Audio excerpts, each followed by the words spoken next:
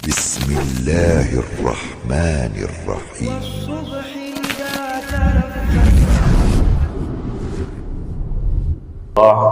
Pada malam ini kembali kita dapat melaksanakan kegiatan majelis ilmu setelah melaksanakan salat fardu maghrib.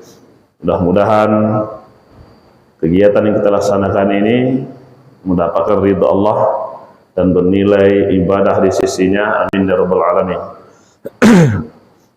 Salawat dan salam buat Nabi kita Muhammad sallallahu alaihi wasallam. Allahumma salli wa sallim ala Muhammad wa ala ali Muhammad. Kaum muslimin dan muslimat yang dirahmati Allah,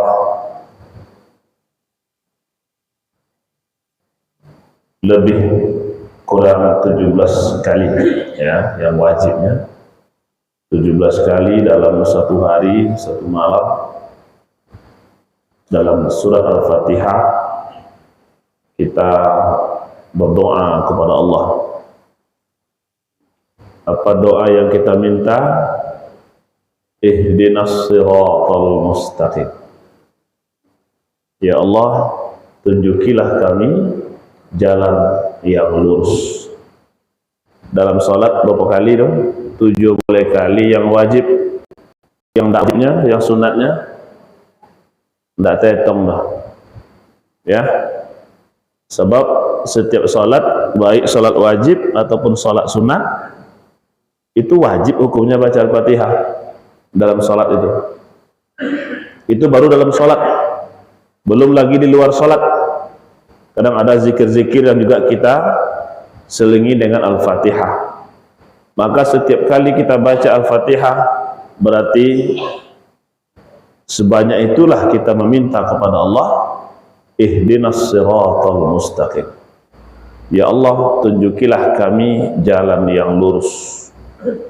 Jadi doa dalam surah Al-Fatihah itu sangat luar biasa. Sehingga jalan yang lurus itu jalan seperti apa? Ya. Yang kita minta kepada Allah jalan yang lurus. Jalan yang lurus itu jalan yang seperti apa? Maka pada ayat berikutnya, siratal ladzina an'amta 'alaihim. Jalan orang-orang yang engkau beri nikmat. Ya, di dunia kau paling tidak ada 2 jalan. Pertama, jalan yang Allah beri nikmat. Yang kedua, jalan orang-orang yang Allah marahi. Ya, maka jalan yang kita minta kepada Allah, jalan orang-orang yang Allah beri nikmat. Siratal ladzina an'amta 'alaihim ghairil maghdubi 'alaihim, bukan jalan orang-orang yang kau marahi. Berarti di dunia kau ada jalan orang-orang yang dimarahi oleh Allah. Walad dhalim, bukan pula jalan orang-orang yang sesat. Jadi sangat rinci doa yang kita baca dalam surat Al-Fatihah itu. Jadi bukan secara umum saja, ya Allah, tunjukilah kami jalan yang lurus. Dipertegas lagi. Jalan yang mana? Jalan orang-orang yang kau beri nikmat. Ya, bukan jalan orang yang kau marahi, bukan pula jalan orang yang sesat. Berarti ada jalan yang Allah beri nikmat, ada jalan orang-orang yang sesat, yang Allah marah kepada mereka. Nauzubillah. Maka dalam Al-Quran Allah sudah jelaskan mana jalan orang-orang yang Allah beri nikmat itu. Yang kita minta dalam surat Al-Fatihah itu yang mana? Maka setidaknya ada 4 ya, setidaknya ada 4 jalan golongan orang-orang yang Allah beri nikmat. Siapa mereka? Pertama, minan nabiyyin, golongan para nabi. Jadi jalan para nabi dan rasul itu adalah jalan orang-orang yang Allah beri nikmat. Minan nabiyyin wasiddiqin, jalan orang-orang yang benar. Para sahabat-sahabat Nabi, orang-orang yang pernah hidup dengan Nabi, hidup pada masa Nabi, beriman dengan Nabi. Wasyuhada, jalannya para syuhada. Kemudian yang keempat, wassalihin, jalan orang-orang yang saleh. Jadi awak minta dalam Al-Fatihah jalan orang-orang yang Allah beri nikmat itu, Allah sudah tunjukkan, kalau kalian nak mengikuti jalan orang-orang yang aku beri nikmat, kata Allah, ada ompek golongan, ikutilah itu. Ya, berarti kalau kita ingin doa kita dikabulkan, bisa kita diberi hidayah oleh Allah, bisa kita mengikuti jalan orang-orang yang Allah beri nikmat, ikutilah jalan golongan yang 4 ini. Para nabi mungkin awak tidak akan bisa terlalu pas betul mengikuti jalannya para nabi dan rasul. Kan ya, Bu?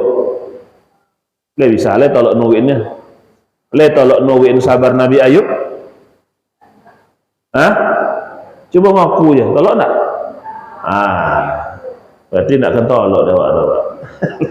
Le tolok menuwin sabarnya Nabi Ayub, alun tentu lah. Le tolok menuwin tawaduknya Nabi Sulaiman dengan harta yang melimpah ruah, ya, tapi tidak ada sedikit pun sifat-sifat takabur yang beliau miliki. Ibu jawab kadang-kadang nawunya seketik lah mengadang andang, nampak awak adalah, tapi tidak sodor ya.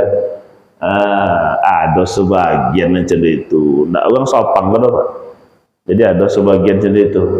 Kau tu ulun manawuru, lombok gigi bodoh lidah lah. Tapi dia nawur seketik, tidak mandang kawak lainnya. Ada macam itu. Ya. Jadi para nabi, kita tidak akan bisa mengikuti seperti apa yang mereka alami. Tapi awak berusaha untuk mengikuti jejak mereka. Kenapa? Karena para nabi dan rasul itu adalah uswah, contoh dan tauladan yang mesti kita ikuti. Para sahabat berasa ketek di bawah nabi. Ya, mungkin kita juga ada sahabat-sahabat yang luar biasa yang kita tidak akan bisa mencontoh jejak langkah dan perjalanan hidupnya. Tapi kan bukan hanya ini saja. Ya, tadi ada 4 jalan orang-orang yang Allah beri nikmat. Para syuhada, ya, syuhada ini orang-orang yang memang dimuliakan oleh Allah Subhanahu wa taala. Kenapa? Karena ketulusan niat dan semangat untuk membela agama Allah. Dan nomor rampek. Dan nomor rampek itu umum. Ya, wassalihin. Orang-orang soleh.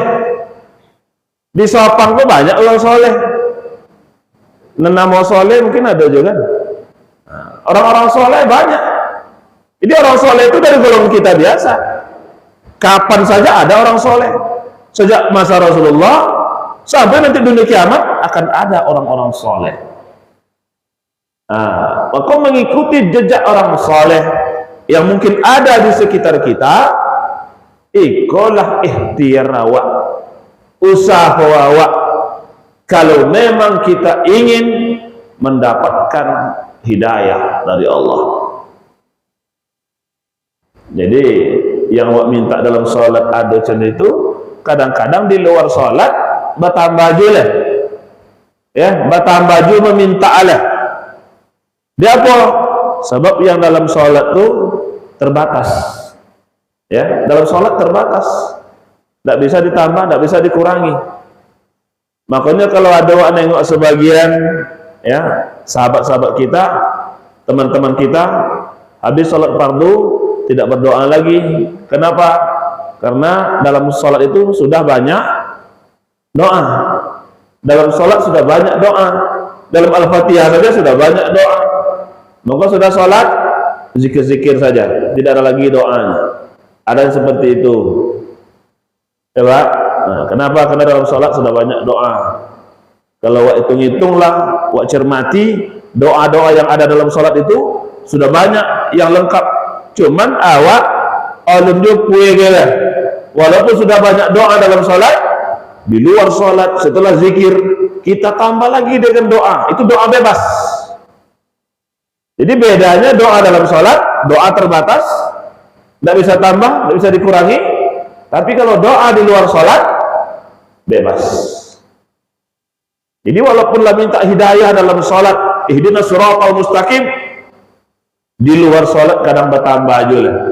Allahumma inni as'alukal huda wat tuqa wal afa wal ghina. Nah, itu kan masih minta hidayah. Ompek lo minta lah, salah satunya hidayah. Allahumma inni as'alukal huda, ya, wat tuqa wal afa wal ghina. Ompek macam lo permintaan. Kadang lo nyepue lah, bertambah aja bahasa awak. Banyak tak doa pakai bahasa awak? Dia banyak kan diminta, ya tak tahu untuk bahasa Arab mana. Sampai je bahasa awak. Maka di luar sholat tak masalah. Ya, Pak? Apalagi selesai sholat sunat. Selesai sholat sunat tu minta lah. Ya, sodo tadayo. Tapi, kan ada tapi ya. Tapi konang-konang jual. Dan diminta doh. Ya, Pak? Nanti minta ada konang-konang juga. Artinya apa? Adat awak meminta harus pula sadar diri. Apa bakal sadar diri tu? Diukur pula lah dengan toga awak. Coba apa ibadah so, mantap. Ya, itu masih bulan Muharram. Di Sopang masih Muharram gini. Masih. Sama berarti ya. Artinya apa? Masih di bulan haram, masih di bulan pertama tahun baru Hijriah. Tentu semangat baru. Ibarat buku lembaran pertama, Muharram itu kan lembaran pertama. Banyak yang mesti kita tingkatkan. Ya, banyak yang mesti kita tingkatkan. Maka dalam kita bermohon kepada Allah di luar sholat itu bebas, walaupun bebas diukujo dengan digiawa. Jangan beko ibadah mungkin pas-pasan aja, permintaan tidak seketik banyak ada, walaupun ini Tuhan minta lah ya, mintalah dan kabulkan. Tapi Al-Quran memakai bahasa seperti itu, ud'uni astajib lakum falyastajibuli wal yu'minu bi, dalam Al-Baqarah ya. Dalam Al-Baqarah itu bukan seperti itu bunyi bahasanya.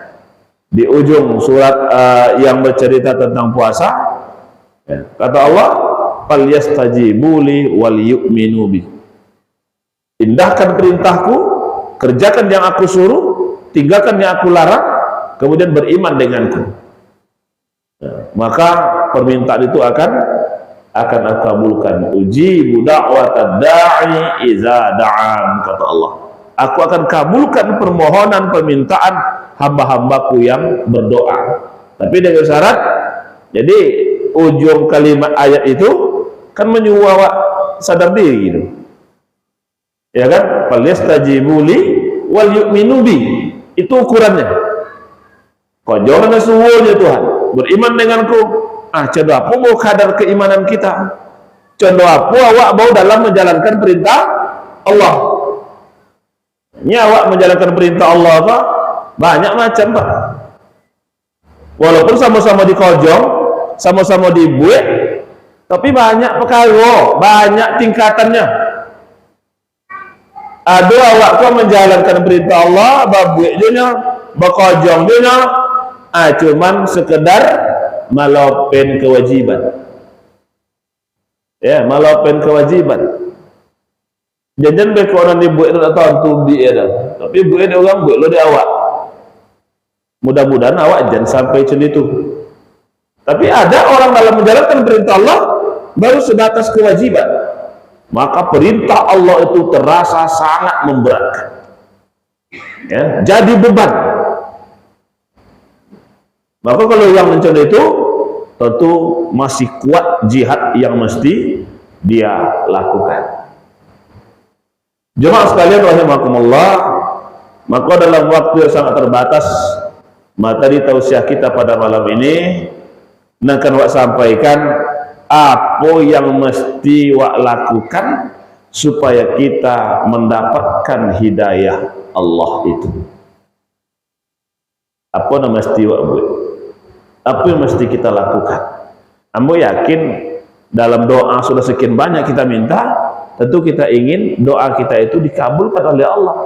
Maka yang kita lakukan apa? Apakah cukup berdoa aja? Tentu tidak. Doa harus diiringi dengan usaha. Jemaah sekalian rahimakumullah, yang pertama yang harus kita lakukan supaya mendapatkan hidayah Allah ini adalah berserah diri, menyerahlah kepada Allah. Jadi kalimatnya bunyi itu sangat sederhana, tapi perlu kita dalami, perlu kita pahami apa maksudnya. Berserah dirilah kepada Allah. Awak kok Pak, kalau mengharapkan sesuatu bergantung kepada selain Allah, apa resikonya? Siap-siap ajalah untuk kecewa. Bisa jadi awak kecewa, bisa jadi memang menyenangkan. Tapi kalau kita bersandar, menyerahkan diri kepada Allah, Allah tidak akan pernah mengecewakan makhluknya. Allah tidak akan pernah mengecewakan hambanya. Contoh aja lah, kalau ada orang berbuat baik, ya, tapi ada tujuan di balik itu, ya, ada sandarannya di balik itu, bukan semata-mata hanya untuk diserahkan kepada Allah. Apa akibat kira-kira? Ya, kalau ada berbuat baik, nak mulia dan berkokok, disanjung dia manusia, nak mulia dan dipuji dia orang. Atau ada lah lobby pada itulah, kamu tidak bisa menyampaikan ke ujung. Jadi ketika berbuat baik, ada tujuan terselip di balik itu. Maka risikonya apa? Ketika tujuan itu tidak tercapai, apa so? Apa so? Bongi, kecewa. Tonton celiko petang dan belapik kamu sholat masjid Nurul Musallin adanya. Ya. Kalau tonton celiko, anak kadang bedanya. Tapi kalau dengan ikhlas, kok ikhlas karena Allah, sudah punya uang terserahlah. Maka ketika menyandarkan sesuatu kepada Allah, tidak akan pernah kecewa. Apalagi dalam urusan ibadah. Ibadah kalau kita serahkan kepada Allah, yang kurang kita mohon Allah sempurnakan. Sebab Allah itu maha. Allah tahu dengan kondisi kita. Asalnya awak yang malih-malih, ya. Tapi sampai di mana kadar ilmu kita, beribadah sesuai dengan ilmu kita, yakinlah, bantu dengan doa, ya Allah sempurnakan atas segala kekuranganku. Itu senjata awaknya. Ini awak sendiri kadang menyadari dan awak kojong tu alun sempurna oleh, ya. Tapi kita menyerah kepada Allah. Berusaha dari mencari sampai situ bisa, tidak mungkin ibadah dibantin dah. Ya, gara-gara ilmu kurang, ibadah dan di stop, ngawur. Ibadah jalan terus sambil kita mencari ilmu. Maka usaha pertama yang awak lakukan untuk mendapatkan hidayah Allah dalam menjalani hidup, berserah dirilah kepada Allah. Insya Allah takkan ada kita merasa kecewa, merasa putus asa. Karena orang-orang yang menyerahkan hidupnya kepada Allah, pasti dia punya sandaran. Sandaran pertama apa? Dia akan bersyukur andaikan keinginannya itu Allah kabulkan. Dan dia akan sabar ketika keinginannya itu ditunda. Ya, tidak sesuai dengan apa yang diinginkan. Kalau dia bersandar kepada Allah, maka orang yang menyandarkan hidupnya kepada Allah pastilah mantap nan dua kok. Lah mantap rasa syukurnya dan lah mantap rasa sabarnya. Ini nan dua kok senjata awak kok, Bu. Ya, senjata awak dalam hidup kan nan dua kok aja. Nan dua kok tak boleh goyang. Ya, syukur dan bersabar. Aman tuh kalau lah nawak nan dua kok. Cuman topik ni cara pasang lah. Pak, di topik ni cara pasang. Ya awak nangkan awak basuh dalam hidup awak kau nan dua kau tujuannya. Pertama, yang sesuai dengan apa yang diinginkan. Awak nak ni macam itu, dapat macam itu. sesuai selego. Coba apa Pak? Kalau yang wa ingin itu dapat, Allah suruh bersyukur. Maka orang yang menyandarkan hidupnya kepada Allah, pasti dia selalu meningkatkan rasa syukurnya kepada Allah. Aku apalagi sampai hari kokoh, alhamdulillah awak masih dibaik Tuhan umur. Kan ya? Masih bersuara lah jam tahun sampai boleh sampai 25 hijrah. Maka yang pertama sekali apa yang awak syukuri? Umur kutnya. Adik awak mungkin jauh bawa pada awak umur lah bangkit Pak. Dan awak alhamdulillah masih bersuara lah jam tahun baru kok. Sampai boleh sampai 25 hijrah masih bersuara. Maka pertama yang harus kita lakukan bukan muhasabah, bukan segala macam, tetapi bersyukur dulu. Itu langkah pertamanya. Alhamdulillah ya Allah, masih lejumu dan lah, masih bersujud dan tahun baru kolah. Itu usaha kita, langkah kita yang pertama. Tapi kan tidak cukup, alhamdulillah aja dah. Umur kan dibawa ke mana? Lah dibawa Tuhan sampai ayiko masih leju le, kan dibawa opong. Maka sahabat kan pernah bertanya kepada Rasulullah, ya Rasulullah, berkaitan dengan umur, siapakah orang yang paling baik di antara manusia itu? Maka Nabi jawab, khairun nas man qala umruhu wa hasuna amaluhu. Sebaik-baik manusia orang yang diberi umur panjang. Berarti itu syarat pertama orang. Sebaik-baik manusia itu orang yang diberi umur panjang. Berarti orang yang umurnya panjang lah dapat syarat menjadi manusia yang baik. Cerita boleh wa hasuna amaluhu, amalnya bagus. Tapi kalau umurnya panjangnya kojo atau apa, maka mendengar Rasulullah menjawab seperti itu, sahabat bertanya lagi, ya Rasulullah, kalaulah orang yang baik itu umurnya panjang, amalnya bagus, lalu siapa yang celaka? Siapa orang yang paling celaka? Kata Nabi, orang yang umurnya panjang tapi kojo ndak joleh, kojo tak apa aja, amalannya buruk, kata Rasulullah. Jadi menyikapi hadis Nabi itu kira-kira ya Pak, kok bisa lah penyawa? Tapi kan tidak bisa penyawa dong ya. Kok bisa penyawa kalau ndak kan bisa berbuat yang baik, ndak kan bisa melakukan amal soleh, lo diancak capek.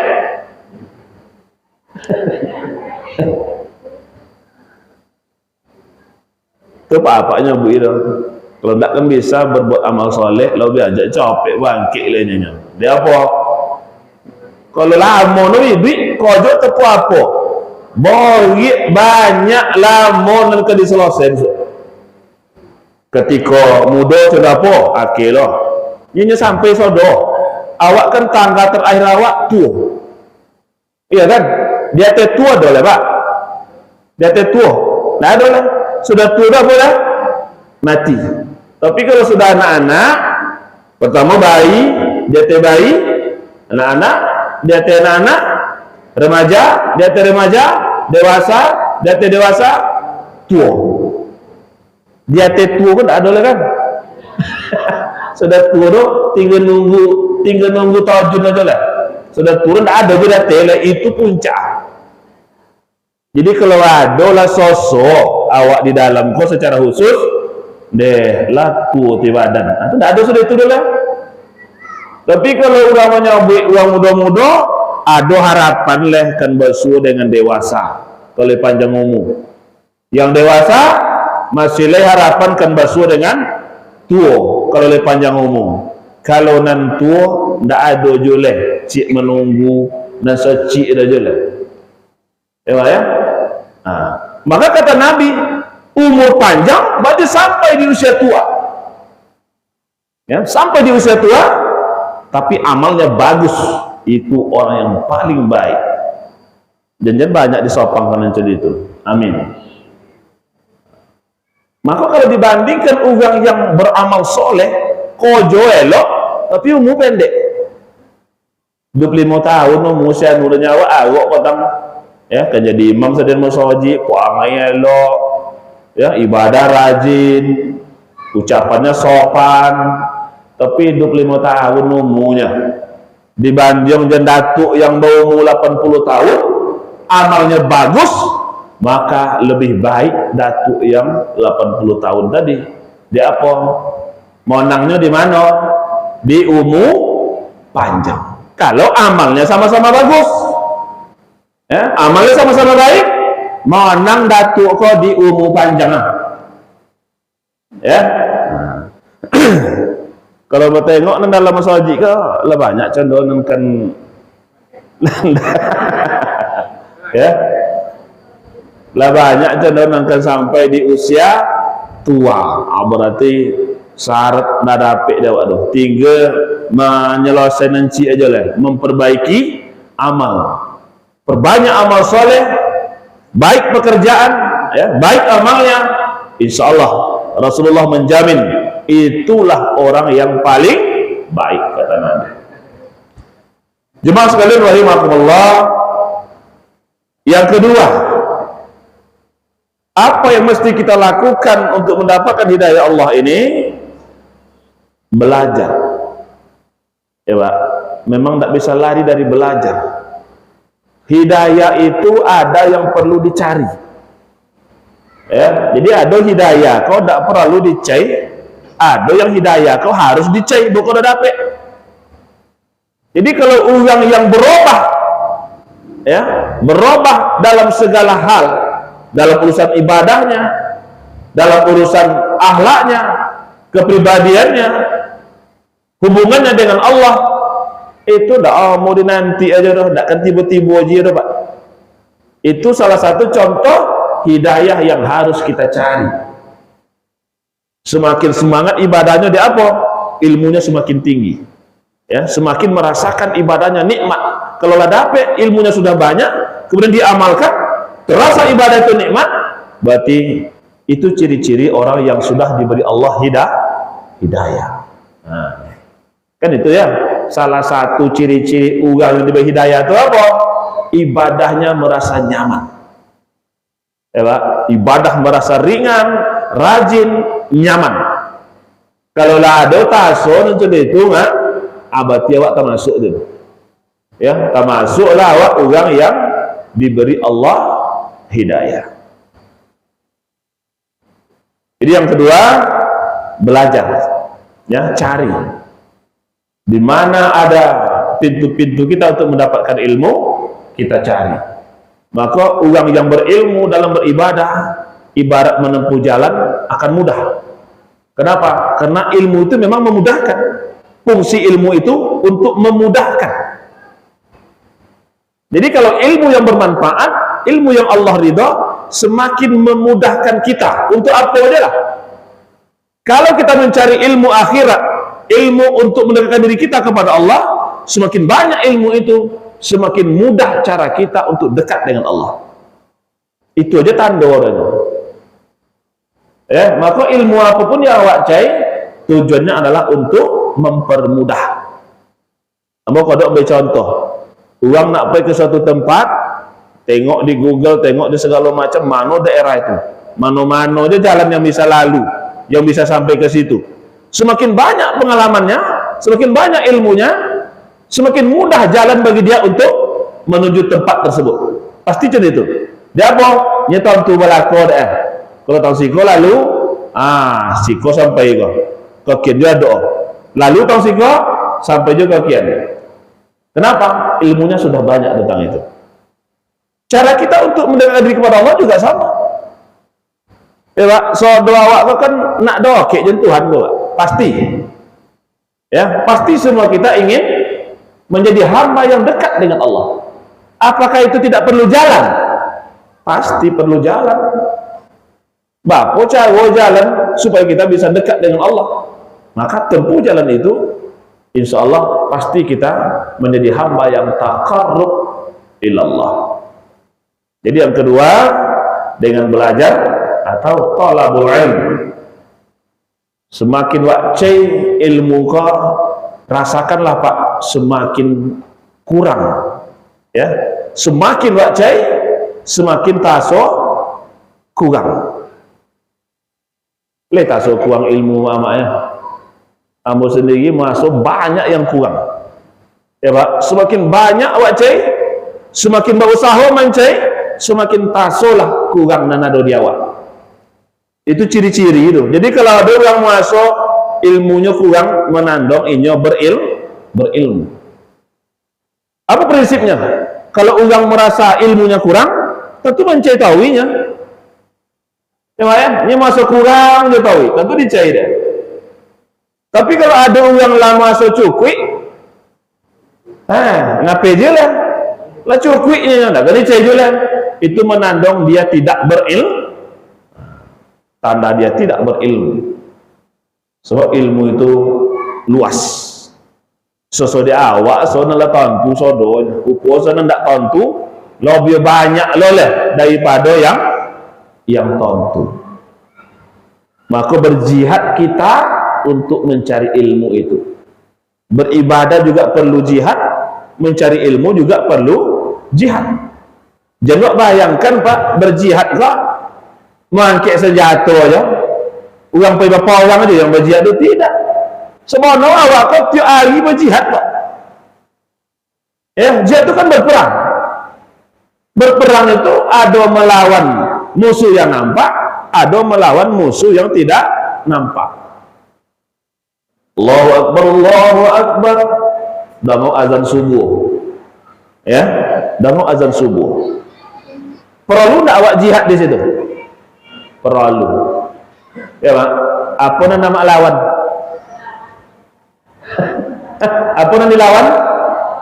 Mato takantu. Itu musuh awak Pak. Jadi mendengar azan subuh tentu ada dua kelompok. Kelompok pertama yang menang, kelompok kedua yang kalah. Yang menang yang mana? Sampai ke Mas Haji. Salah satu ciri-ciri ya, tapi mohon maaf, esok yang tak nampak ke Mas Haji, basuh di jalan. Uang kalah sang subuh tadi ya, ada macam itu pula. Mungkinnya sakit guys. Ya, tak bisa ke Mas Haji atau ada halangan yang memang tak bisa. Tapi kalau yang sehat-sehat aja nya, tak ada halangan syar'i, ya, tidak nampak ada. Padahal dah mau azan. Jangan-jangan itu ciri-ciri orang yang kalah. Kalau masyarakat asal perangka, kalau tengok jemaah subuh, mana banyak nama-nama orang kalah.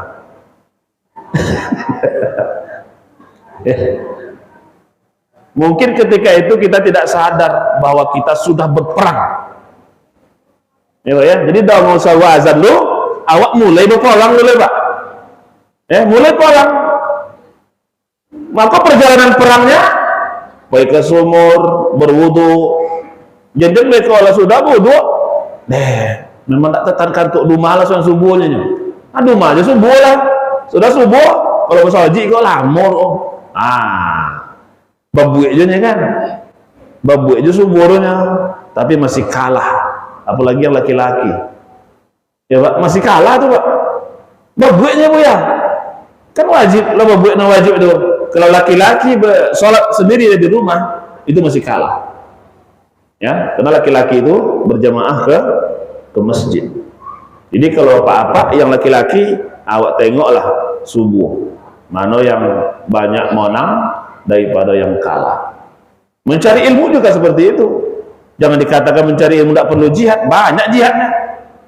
Bi amwalihim wa anfusihim, dengan harta juga, dengan jiwa juga. Anak-anak awak gini, awak antau sekolah, ya Pak, nak boleh dapat ilmu, antau sekolah, kok sekolah umum, kok pondok atau segala macam, tentu perlu biaya. Ini kan pendidikan gratis nunggu ya, ada nggak sodo gratis Pak? Ya tentu ada jonya, siapa pandai menconcang, nasi kalan, atau tuh kalau nih jo, nggak kan diberi makan anak loh, makan akan tanggung pemerintah, ya kan? Itu kalaupun di sekolah negeri. Kalau sekolah swasta, pondok-pondok pesantren, itu tanyalah kayak kawan-kawan awak yang mengantarkan anak ke pondok pesantren. Dan itu memang harus seperti itu. Ya, berjihad, berjuang bukan hanya dengan fisik saja, tapi juga dengan harta. Yang ketiga, raih hidayah Allah itu dengan cara banyak bergaul dengan orang-orang soleh. Maka sejalan dengan yang sampaikan di awal tadi, orang-orang yang Allah beri nikmat itu salah satu dari yang 4 golongan adalah orang-orang yang soleh. Tapi jangan salah tangkap kajian bawa. Sudah wirid kau, pilih-pilih kawan nomor lah. Biasa ngopi tawi sama jen kawan arek itu, jen konco akrab baru. Kau dah isah orang, kau mamal kaji ya subhanallah. Orang pergi saji itu jen kawan yang dah isah, ya. Dan pilih-pilih kawan lah. Orang pergi saji aja. Itu salah tangkap kaji itu pak. Ya, artinya kita dalam bergaul, jadikan pergaulan awak itu setidaknya ibadah. Ya, pergaulan jadi ibadah. Kenapa saya orang yang jangan pilih kawan. Walaupun kini awak sampaikan bergaullah dengan orang-orang soleh itu ada maknanya, ada pengembangannya. Tujuan awak apa? Nak boleh dapet tampie, tampie bahasa awak kan. Kalau berkawan dan orang rajin ibadah, paling indah awak terpancing untuk ibadah. Tapi kalau berkawan dengan orang penyogan, seketik banyak, lama-lama, bisa ketularan. Ya, jadi itu kesimpulannya. Maka kawan itu sangat menentukan. Jadi silakan kita berteman dengan siapa saja, tapi kok dapat ketika kawan awak orang soleh, lobio pada awak, ambil lobio. Tapi ketika berkawan dengan orang yang di bawah awak, usaha awak bisa menjadikan dia orang baik. Kadang abang nak dia cuma nampak ngari kan. Paling tak apa negara awak dulu baknya kawan awak aja. Maulah suatu dulu encoh atau cendapo bahasa awak lah. Ya, bisa boleh macam itu. Jadi berdakwah bukan hanya di masjid. Ya, bukan hanya di masjid. Kadang godang lo pengaruh le orang yang dokek jeninyo, ya, sambil bergaranya untuk membawa ibadah. Mungkin terpancing ya. Kalau bisa buat macam itu, berarti kita sudah berdakwah. Jangan terbalik oleh mereka. Bila umpan di air, ya kan? So dia awak nak mau kuenya, tapi pesan terbalik. Awak nak kena yang kuah. Potong dia datang dia sesekali lah. Kau ini nak kena yang kuah. Nampak lah. So dia nak jadi itu dah. Ya, bisa mengajak kawan untuk kebaikan. Ya, jadi kalau soal bergaul, kita boleh bergaul dengan siapa saja. Ini jangan anggap pak, nanikoi kalau bunuh, ya, awak kau lah do bunuh dek Tuhan sodo. Makanya kalau nampak nentong kau nandogi yang iko, konang suatu saat mungkin ada bunuhnya. Ya, jadi jangan memandang rendah, jangan awak membeda-bedakan, sebab ada sodo awak kau bunuh. Makanya pepatah orang tua itu kan terbukti dalam kehidupan kita sehari-hari. Contohlah, tiba boleh. Ya pak, tiba boleh. Siapa nak nama mencecek kayu, mengkojo-kojo di dapur, cukik macam kojo. Karena macam itu dah ada loh, orang ada pak. Ya, ya ji. Lain nampak abuya-buya nyoba air kalau tiba boleh tu. Tidak lo bagi dia nyorong, ada lo bagian di situ. Makanya awak kau tentu ada lobio kurang. Jadi dalam bergaul kita bukan membeda-bedakan, tapi makasih Abu menyampaikan poin yang ketiga kau untuk mendapatkan hidayah Allah, jadikanlah pergaulan kita itu ibadah. Artinya apa? Ketika berteman dengan orang baik-baik, mudah-mudahan kita bisa mendapatkan kebaikan. Yang terakhir, untuk mendapatkan hidayah Allah itu bertemanlah dengan Al-Quran. Kenapa? Karena Al-Quran sendiri menyebut dirinya itu hidayah. Ya, Al-Quran itu sendiri adalah hidayah. Hudan linnas. Ya, petunjuk bagi seluruh umat manusia. Jadi kalau awak nak mendapatkan hidayah Allah, bertemanlah dengan Al-Quran. Jadi Abu memakai bahasa berteman dengan Al-Quran. Kamu tidak menyebut banyak-banyaklah membaca Al-Quran, bukan itu pak. Ya, tapi bertemanlah dengan Al-Quran. Artinya berteman dengan Al-Quran, tidak sekedar dibaca aja dah. Ya, membaca tak payah mana dia sampai An-Nas paling tak setahun kan khatam jerunya. Ya, tapi Al-Quran tidak hanya sebatas dibaca. Apa tingkatan yang paling tinggi dengan Al-Quran ini? Di samping dibaca, dipahami, tadabbur, yang paling tinggi adalah pengamalan. Ya, pengamalan yang paling tinggi. Walaupun lah khatam berkali-kali, tapi pengamalannya tidak sesuai dengan tuntunan Al-Quran, berarti sia-sia. Ya, sia-sia. Maka pengamalan Al-Quran itu adalah puncak perilaku kita terhadap Al-Quran. Jadi kalaulah Al-Quran mengatakan bahwa dia adalah hidayah, awak kini ingin mendapatkan hidayah Allah, bertemanlah kita dengan Al-Quran. Jemaah sekalian rahimakumullah, pada intinya kesimpulan kaji awak ini, langkah-langkah yang harus kita tempuh untuk mendapatkan hidayah Allah itu petunjuk dari Allah Subhanahu wa taala, supaya awak jangan sosek, supaya awak jangan salah jalan, supaya kita selamat. Sebab semua petunjuk pasti itu tujuannya, ya Pak, semua petunjuk pasti tujuannya untuk kebaikan, baik dibuat oleh manusia apalagi yang dibuat oleh Allah Subhanahu wa taala. Mudah-mudahan tausiah ini bermanfaat, bisa kita amalkan dalam kehidupan kita sehari-hari. Hamba mohon maaf atas segala kekurangan. Subhanakallahumma wa bihamdika, asyhadu an la ilaha illa anta, astaghfiruka wa atubu ilaik. Assalamualaikum warahmatullahi wabarakatuh.